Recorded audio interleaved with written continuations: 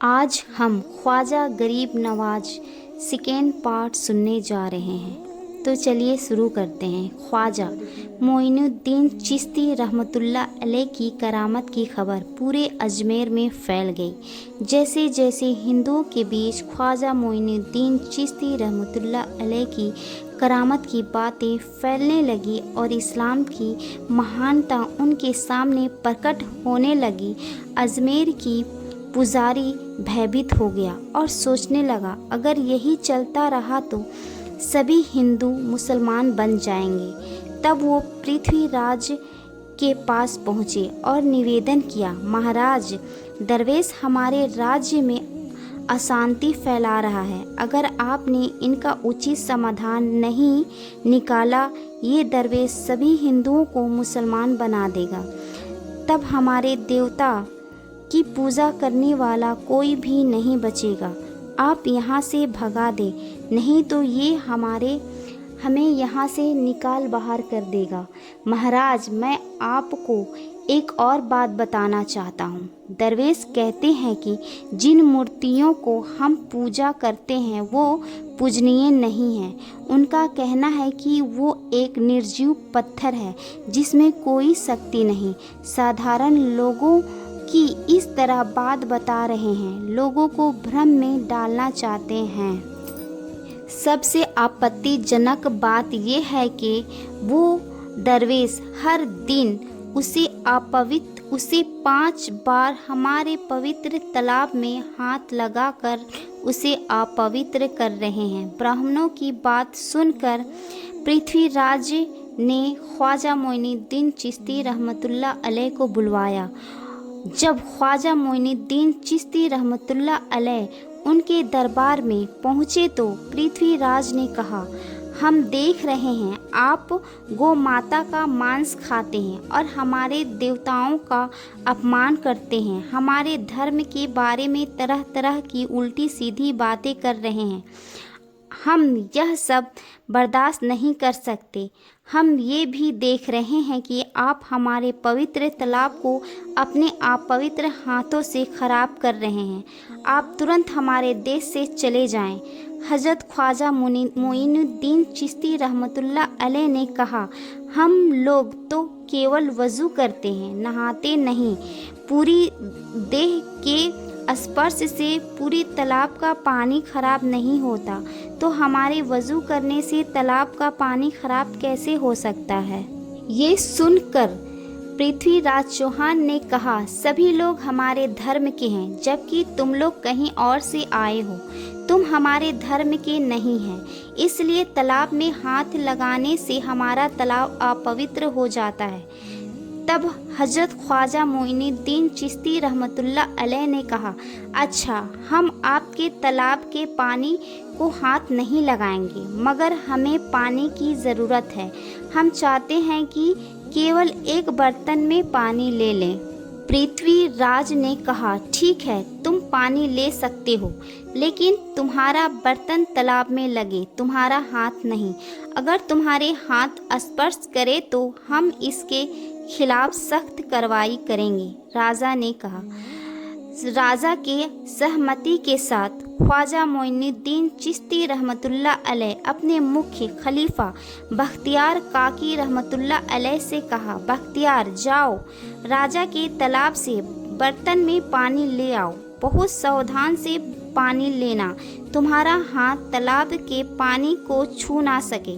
बख्तियार काकी रहमतुल्लाह अलैह हज़रत ख्वाजा मोइनुद्दीन चिश्ती रहमतुल्लाह अलैह के आदेश का पालन करते हुए आना सागर का पानी लेने गए।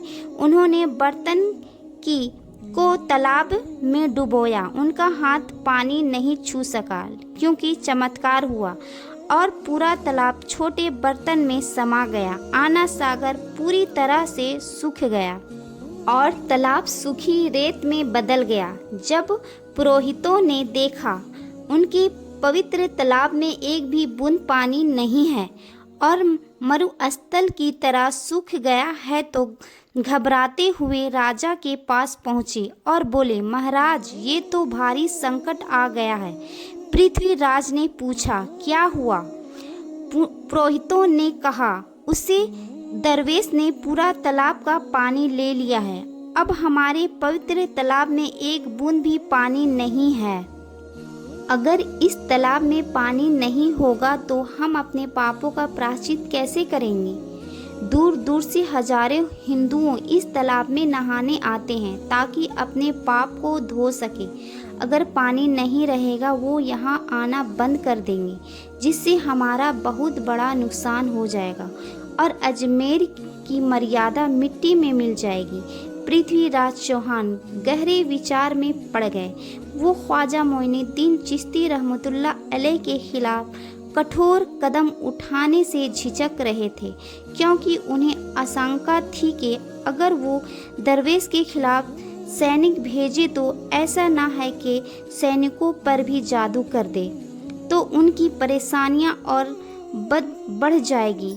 तुम लोग जाओ और दरवेश को बुला कर लाओ। मैं देखता हूँ कि वह क्या चाहता है, और उसकी मांग उचित होगी तो हम उसे मान लेंगे। यदि उचित नहीं होगी, माफ़ी मांगकर अपना तालाब का पानी वापस ले लेंगे। तब हज़रत ख्वाजा मोइनुद्दीन चिश्ती रहमतुल्लाह अलैह पृथ्वीराज के दरबार में पहुँचे तो पृथ्वीराज ने कहा, ए बाबा, आपने हमारा तालाब का सारा पानी ले लिया है, हम अपने पापों को प्रायश्चित कैसे करेंगे? पुरोहित पूरे दिन का पाप इस तालाब में स्नान करके धोते हैं। अगर तालाब में पानी नहीं होगा, हम अपने पाप कैसे धोएंगे? हज़रत ख्वाजा मोइनुद्दीन चिश्ती रहमतुल्लाह अलैह ने कहा, देखो, तुम्हारा पास आना सागर है। दुनिया के हर कोने में ऐसा तालाब नहीं है, तो वो लोग अपने पाप कैसे धोते होंगे? पापों को धोने की ताकत इस तालाब के पानी में नहीं है। पापों को माफ़ करने वाला केवल अल्लाह है, जिसने आकाश, धरती और पूरी सृष्टि बनाई है। उसकी इजाज़त के बिना एक पत्ता भी नहीं हिल सकता। इसलिए तुमको इस भ्रम को छोड़कर सही राह पर चलने की दावत देता हूँ। वहाँ मौजूद हजारों हिंदुओं हज़रत ख्वाजा मोइनुद्दीन चिश्ती रहमतुल्लाह अलैह की बातें मात्र मुक्त होकर सुन रहे थे। इसके बाद उन्होंने कहा, जाओ बख्तियार, जिस बर्तन में तालाब का पानी लिया था उसे वापस तालाब में डाल आओ। बख्तियार काकी रहमतुल्लाह अलैह हज़रत ख्वाजा मोइनुद्दीन चिश्ती रहमतुल्लाह अलैह के हुक्म से बख्तियार काकी रहमतुल्लाह अलैह आना सागर में पानी डालने गए। जैसे ही बर्तन का पानी तालाब में डाला, आना सागर का पानी फिर से लबालब भर गया। इस चमत्कार को देखकर कई हिंदुओं ने कलमा पढ़कर मुसलमान हो गए। ये देखकर हिंदुओं, पुरोहितों और पंडितों की चिंता बढ़ गई। वो पृथ्वीराज के पास गए और बोले, महाराज, कोई उपाय नहीं किया गया तो सारे हिंदू मुसलमान हो जाएंगे, मुझे सलाह दो। पृथ्वीराज चौहान ने कहा, मुझे सलाह दो, इस दरवेश का मुकाबला कैसे किया जा सकता है? पुरोहितों ने कहा, ये दरवेश बड़ा जादूगर है, इसलिए इसका मुकाबला जादू से ही हो सकता है। हमारे बीच एक पुरोहित जादूगर रामदेव है, उन्होंने इसके मुकाबले में भेजेंगे। अगर वो जादू से हरा सकता है तो हम हिंदू धर्म का गौरव फिर से प्राप्त कर सकते हैं। पृथ्वीराज ने रामदेव को बुलाकर कहा, रामदेव, तुम्हें दरवेश को जादू से हराने का जिम्मेदारी दे रहा हूँ। अगर तुम हरा सके तो हम अपने धर्म का गौरव फिर से पा सकेंगे। रामदेव ने कहा, पृथ्वीराज का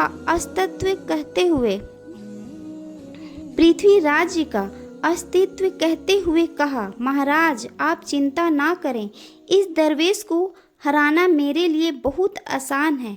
हम आपके धर्म का गौरव। रामदेव साधुओं के साथ हज़रत मोइनुद्दीन चिश्ती रहमतुल्लाह अलैह के सामने मुकाबले के लिए पहुंचा।